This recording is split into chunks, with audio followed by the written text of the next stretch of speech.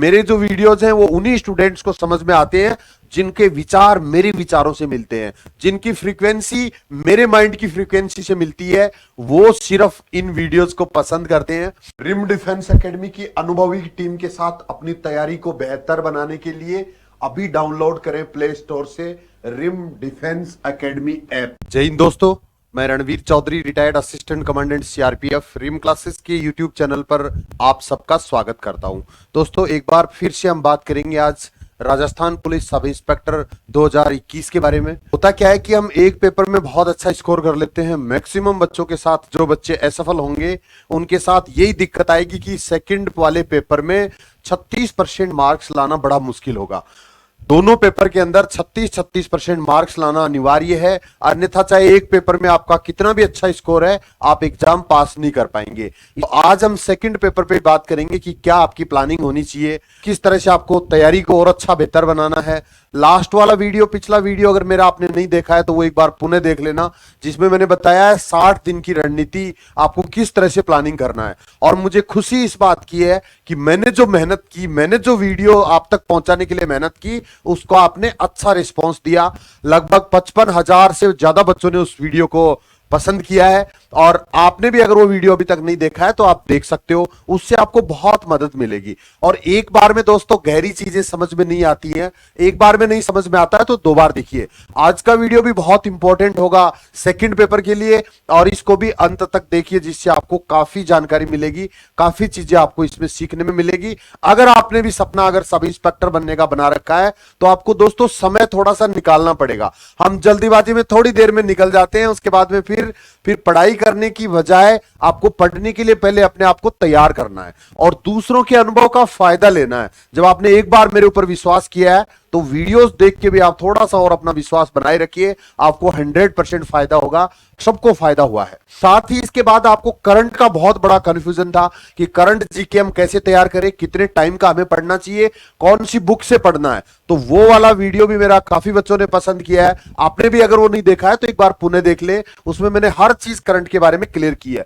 बहुत जल्दी आपके लिए बाल एवं महिला अपराध से संबंधित भी तैयारी कर रहा हूं मैं, जिसमें आपको पूरी तैयारी में कराने वाला हूं बाल एवं महिला अपराध, और उसमें भी आपको जो 5 क्वेश्चन आने की संभावना है वो भी हम आपको अच्छा तैयार करवाएंगे। तो सेकंड पेपर के बारे में बात करता हूं। जो बच्चे पहली बार चैनल पे हैं वो चैनल को सब्सक्राइब कर सकते हैं, और लगातार हमारे साथ तैयारी करने के लिए आप एप्लीकेशन है Rim defence academy, play store से जाके वो जरूर डाउनलोड कर लीजिए। और उसमें काफी मैटर आपको फ्री भी मिल रहा है, उसमें आपको नोट्स पूरे फ्री में उपलब्ध करवाए हैं, और नाम मात्र की फीस में, नाम मात्र के शुल्क में आप उसमें पूरा कोर्स हमारे साथ पूरा तैयार कर सकते हो, जिसमें टेस्ट सीरीज भी है। साथ ही मैं बता दूं आपको कि YouTube पर भी मैंने 3 टेस्ट सीरीज आपके लिए भी चला रखी है। शाम का टाइम रहता है, 3 से 4 जनरल साइंस की सीरीज है, इसके बाद में 5 से 6 में हिंदी की टेस्ट सीरीज है, और 6 से 7 में जनरल नॉलेज जो सेकंड पेपर है, इसका पूरा टेस्ट सीरीज डेली YouTube पर फ्री लाइव चलता है। तो वो भी आप जरूर देख ले अपनी तैयारी को और अच्छा बनाने के लिए,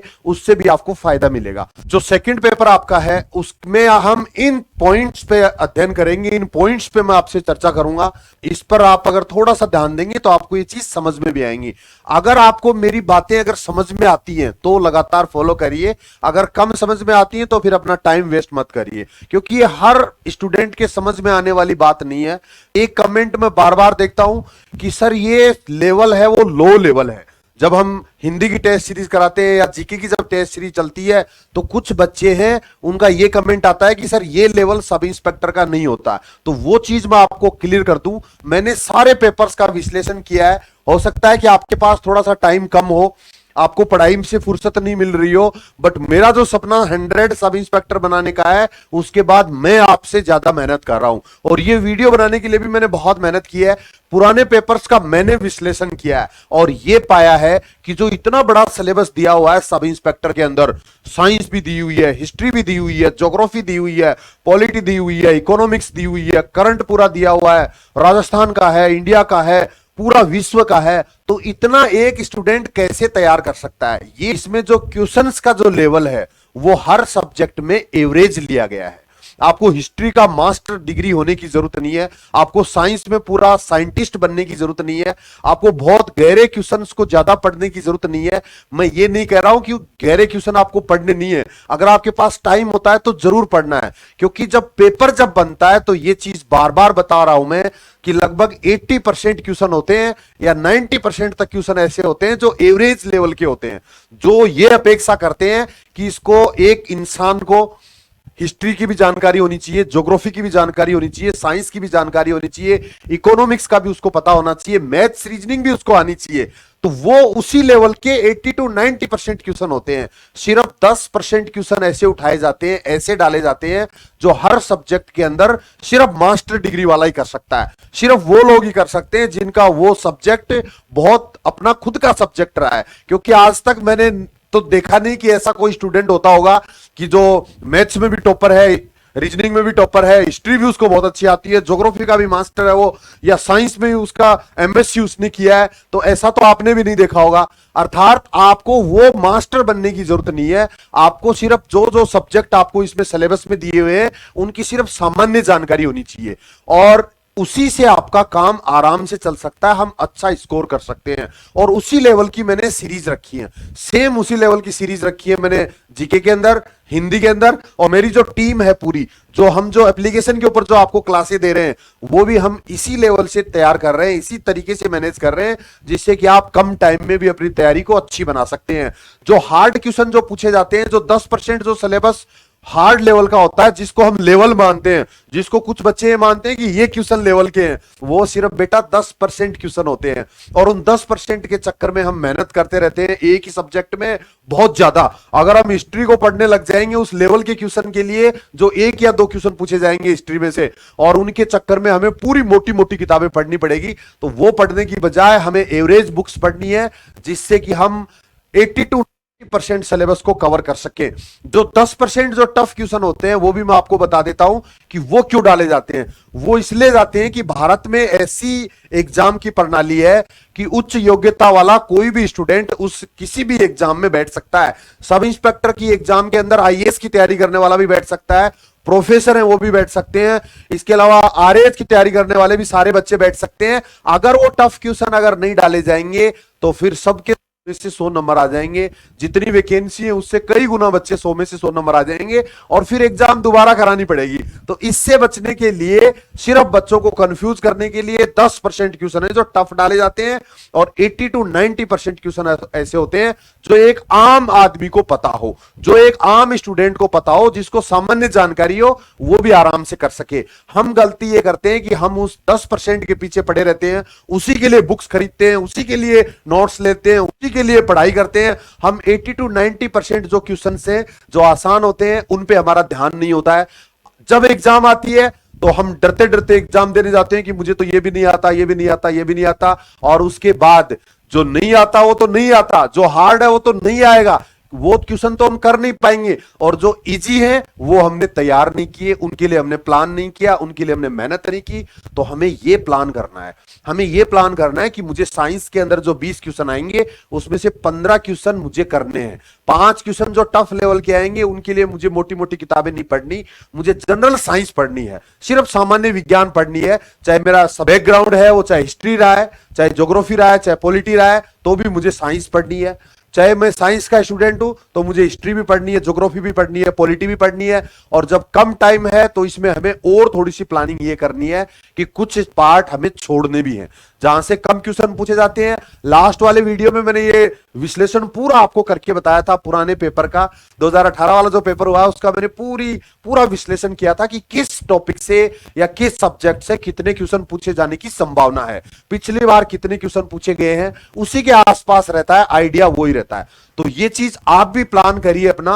वो वीडियो अगर आपने नहीं देखे तो दोबारा देख लीजिए और उसके अनुसार प्लान करिए दोस्तों। अब कम टाइम में भी हम आराम से एग्जाम पास कर सकते हैं। बहुत ज्यादा अंतर फेल होने वाले बच्चों में और पास होने वाले बच्चों में नहीं होता है। अगर मैं बता रहा हूं, आज अगर आपसे पेपर लिया जाए, आज अगर आपको एग्जाम में बिठा दिया जाए, तो ये जो पेपर है जिसकी हम बात कर रहे हैं सेकंड पेपर की, 100 में से आप 25 से 30 के बीच में क्वेश्चन सारे बच्चे कर लेंगे, सब स्टूडेंट कर लेंगे। 25 से 30 के बीच में सारे स्टूडेंट्स कर सकते हैं। और सिर्फ 36 क्रॉस करना है एक बार। पहली प्लानिंग में सिर्फ 36 क्रॉस करना है, तो हमें पढ़ना कितने के लिए?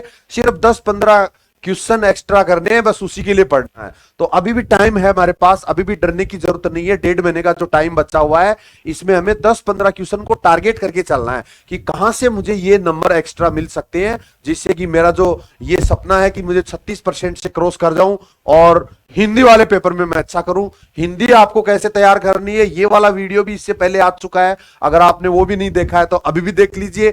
जो बच्चे पहली बार चैनल पे हैं उनके लिए बता दूं कि आज ये मेरी 31वीं क्लास है, 31 क्लास है सब इंस्पेक्टर के लिए।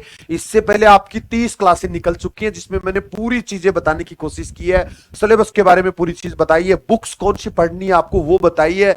इसके अलावा कट ऑफ पिछली बार की क्या रहती है वो भी मैंने शामिल किया है, पूरा प्रोसेस क्या रहता है, पेपर कैसा आता है, जीके कैसे तैयार करना है, आपको करंट कैसे तैयार करना है, हिंदी कैसे पढ़ना है, ये हर चीज मैंने पिछले वाले वीडियोस में बता रखा है। डिस्क्रिप्शन में भी सारे वीडियोस दिए हुए हैं, वहां से भी आप देख सकते हो। और रिम क्लासेस का जो यूट्यूब चैनल है जिसपे आप ये वीडियो देख पा रहे हो, मुझे अभी सुन रहे हो आप, उसके ऊपर प्लेलिस्ट में जाके आप SI 2021 प्लेलिस्ट अगर सर्च करोगे तो उसमें सारे वीडियो मेरे 30 की 30 क्लास आपको मिल जाएंगी। वो क्लासें देख के भी आप अपना कॉन्फिडेंस बूस्ट कर सकते हो, और वो दोस्तों बहुत जरूरी है, क्योंकि कॉन्फिडेंस के बिना आदमी हमेशा डरता ही रहेगा। और ये चीज हमेशा ध्यान रखिए कि सफलता एक दिन में नहीं मिलती है, परंतु मेहनत करने वालों को एक दिन जरूर मिलती है। और भाग्य कोई लिखा हुआ दस्तावेज नहीं है, इसे तो रोज रोज मेहनत करके लिखना पड़ता है।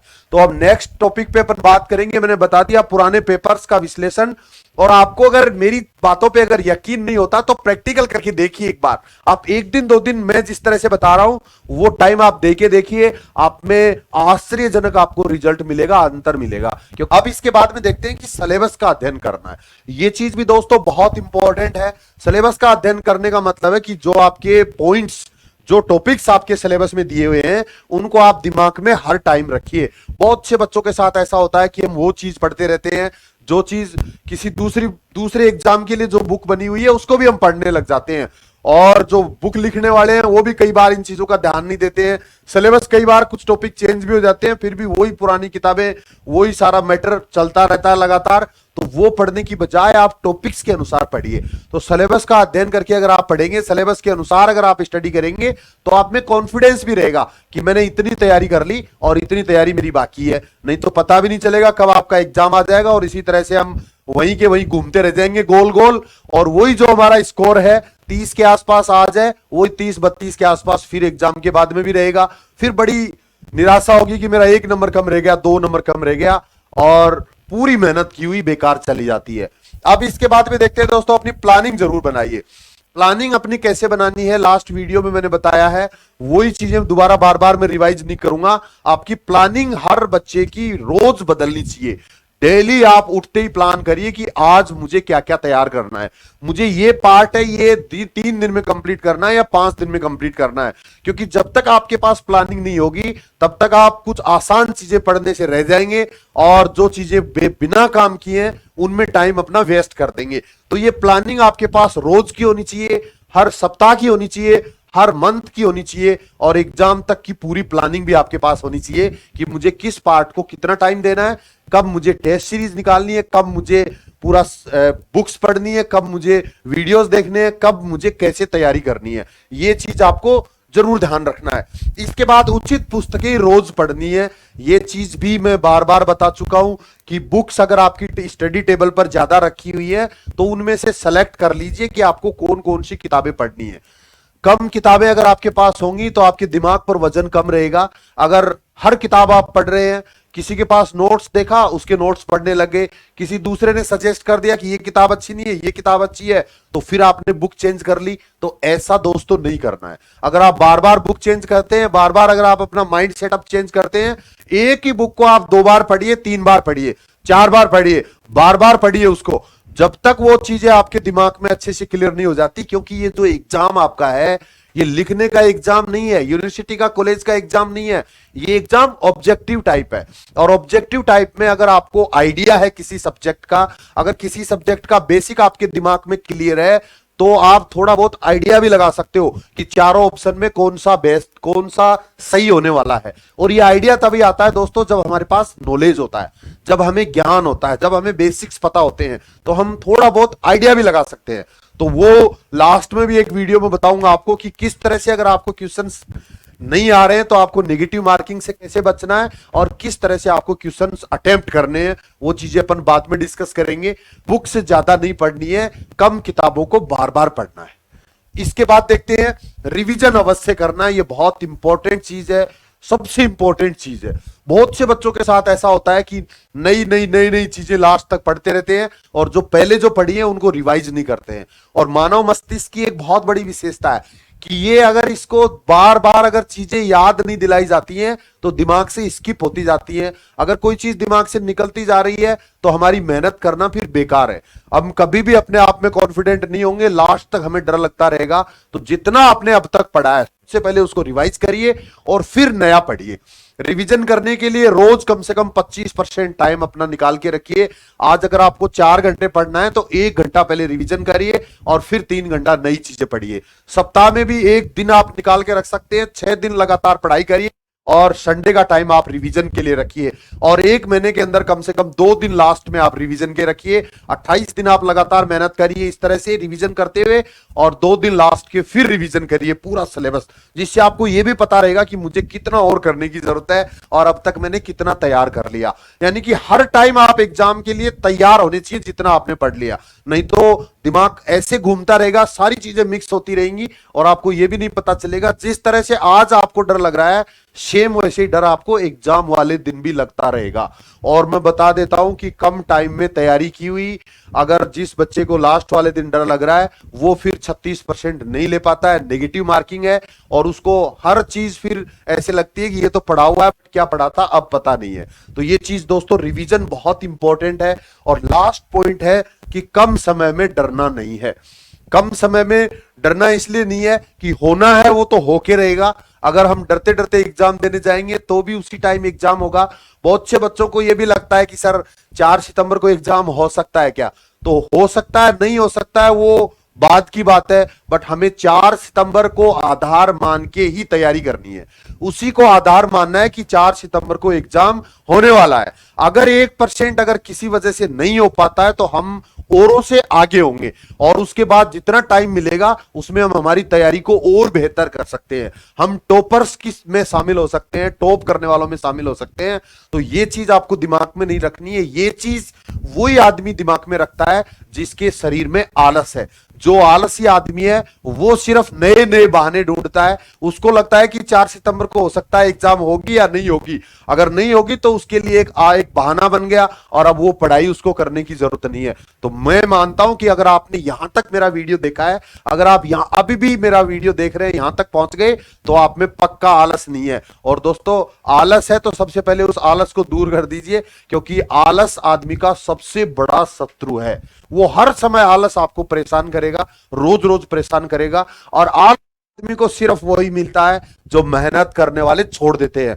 तो आपको डिसाइड करना है कि आपको मेहनत करने वालों में शामिल होना है या आलसी बनना है। अब तक भी अगर आपने पढ़ाई शुरू नहीं की है तो अभी भी आप प्लान कर लीजिए। आज अगर आप पहली बार चैनल पे हैं तो मेरी पुरानी क्लासेस जरूर देख लीजिए। और आज के वीडियो अगर आपको एक बार में नहीं समझ में आता है तो 2 बार देखिए। पिछले वाले वीडियो अगर आपने नहीं देखे हैं तो वो जरूर देखिए, नहीं तो आज वाला भी नहीं समझ में आएगा। और अभी चैनल पे अगर आप नए हैं तो आप चैनल को सब्सक्राइब कर सकते हैं। वीडियो अगर अच्छा लगा है तो लाइक करिए, शेयर करिए, दूसरों तक भी पहुंचाइए, जिससे कि हमें भी मोटिवेशन मिले और आपके लिए और अच्छा काम कर पाए। एप्लीकेशन डाउनलोड नहीं किया प्ले स्टोर से, रिम डिफेंस एकेडमी, तो अभी डाउनलोड कर लीजिए और उसके ऊपर सारा मैटर सब इंस्पेक्टर बनने को लेके पूरा दिया हुआ है। वहां से आप कुछ फ्री मैटर है वो भी देख सकते हैं। इन बच्चों को ऑफलाइन तैयारी करनी है उनके लिए रिम डिफेंस एकेडमी में हॉस्टल फैसिलिटी है, गर्ल्स और बॉयज दोनों के लिए। और पूरी कंप्लीट तैयारी सब इंस्पेक्टर की आप हमारे साथ कर सकते हैं। रिटन एग्जाम की तैयारी कर सकते हैं, फिजिकल के लिए भी, और इंटरव्यू की तैयारी भी आप यहीं से कर सकते हैं। कैसी लगी मेरी दी हुई जानकारी? अगर अच्छी लगी है तो लाइक करिए, शेयर करिए और कमेंट करके मुझे भी बताइए कितना फायदा आपको इस चैनल से मिल रहा है। जय हिंद, थैंक यू, धन्यवाद। रिम डिफेंस एकेडमी की अनुभवी टीम के साथ अपनी तैयारी को बेहतर बनाने के लिए अभी डाउनलोड करें प्ले स्टोर से रिम डिफेंस एकेडमी ऐप।